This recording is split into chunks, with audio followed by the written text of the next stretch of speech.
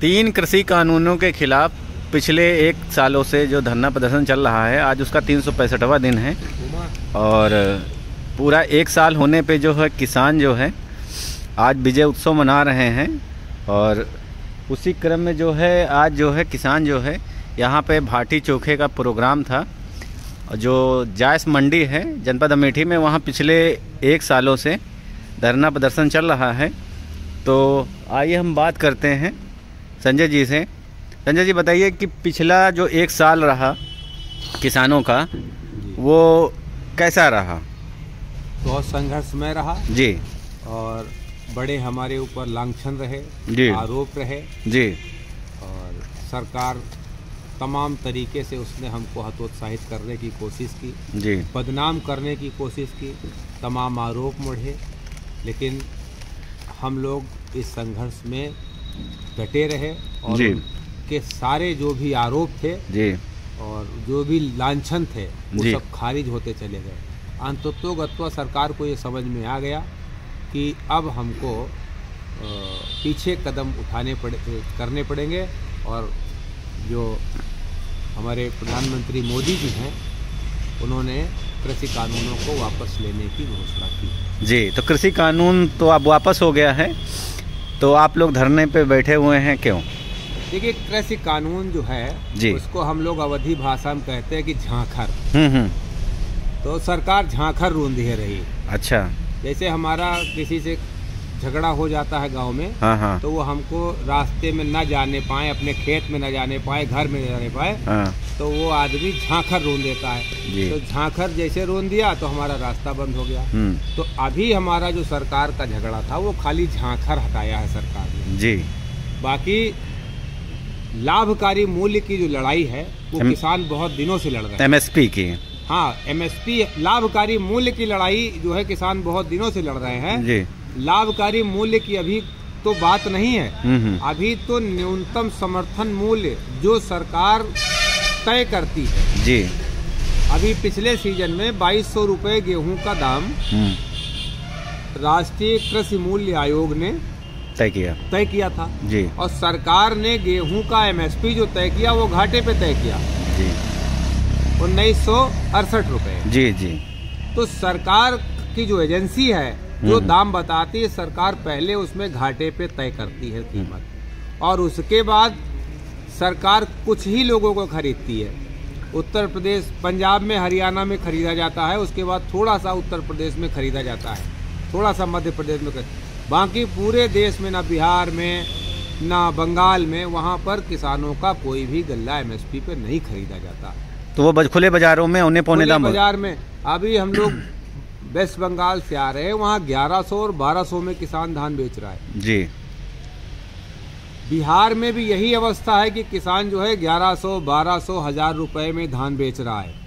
यहाँ ये मंडी समिति जायस है जहाँ पर हम लोगों का ये कार्यक्रम चल रहा है जी, जी।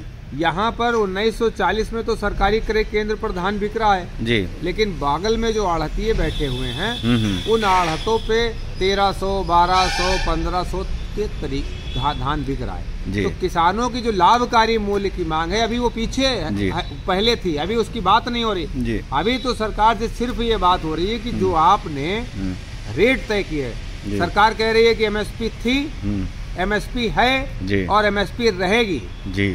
लेकिन हम ये कह रहे हैं कि एमएसपी को लीगल राइट कब जी, एमएसपी को लीगल राइट कम, एमएसपी है लेकिन उसको किसान को उसका फायदा नहीं मिलता है।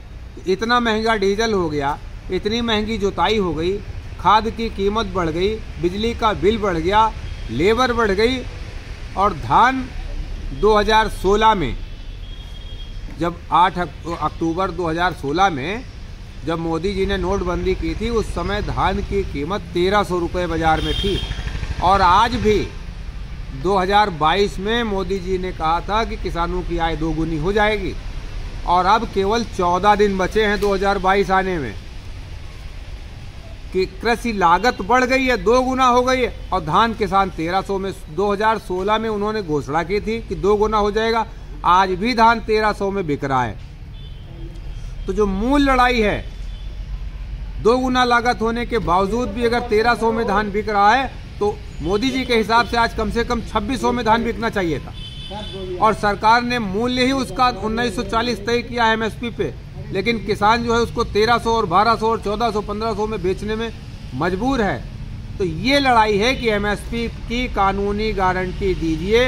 हम कोई भी लाइफ बॉय साबुन अगर लेने जाएं तो 10 रुपए की बट्टी दिल्ली में भी है और 10 रुपए की बट्टी अमेठी में भी है जी। दूसरा कोई भी हम सब ऋण की बट्टी लेने जाएंगे तो उसकी जो मूल्य है, अगर 10 रुपए की बट्टी 50 ग्राम की लखनऊ में है तो 10 रुपए की 50 ग्राम की बट्टी कलकत्ता में भी मिलेगी। तो इसी तरह जो सरकार दाम तय कर रही है वो गारंटी दे कि किसान का गल्ला उससे कम पर नहीं बिकेगा। हमारी ये लड़ाई पुरानी थी और इस लड़ाई को के आगे मोदी जी ने झांखर रून दिया था, तो अभी साल भर में तो इन्होंने खाली झांखर हटाया है, अभी असली मांग तो हमारी जारी है। तो अभी आप लोगों की आगे की रणनीति क्या है? पहले दिन से हमारी 2 मांगे जी। कर्जा मुक्ति,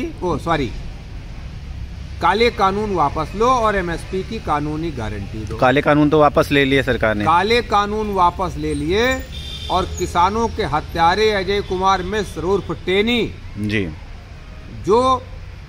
जिसने किसानों के ऊपर गाड़ी चढ़वा के 5 किसानों की हत्या करी, और वो भारत सरकार का केंद्रीय गृह राज्य मंत्री है, और केंद्रीय गृह मंत्री उत्तर प्रदेश में उसको अपने साथ लेके घूमते हैं और पूरे चैलेंज कर रहे हैं कि देखिए ये अपराधी और ये गुंडा, ये मवाली और ये बवाली, आपको जो करना हो कर लो।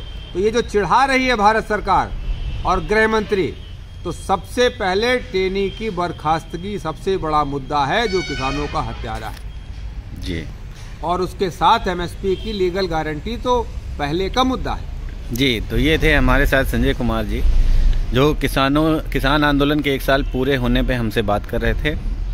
आपको मेरा चैनल देखने के लिए धन्यवाद।